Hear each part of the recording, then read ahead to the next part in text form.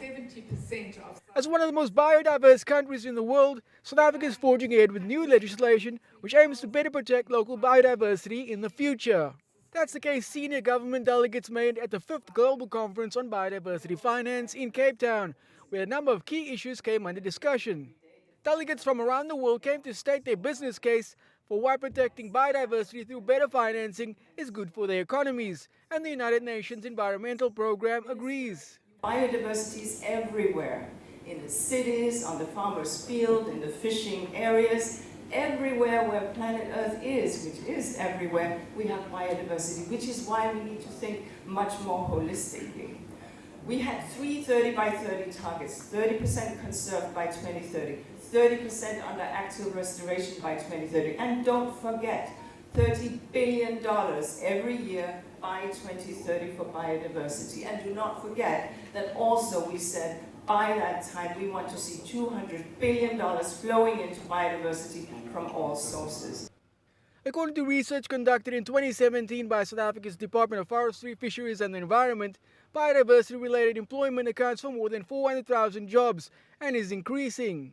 It is for this reason and many others that its BRICS partner Brazil is focusing much greater attention on the financial tools at its disposal, which can be used to boost biodiversity. We are reviewing our tax exemption matrix. So tax reliefs in Brazil can account to up to 4% of our GDP. That's being assessed, reviewed, and we will phase out harmful incentives for sustainability. And we're already building on the matrix for the sustainable incentives to our tax system. We are upscaling the national funds dedicated to environmental conservation, such as the Amazon Fund. I believe that's the most well-known one. So far, many countries have been proactive in not just boosting their biodiversity through taxes and policies, but through global partnerships that is mutually beneficial to more than just one country.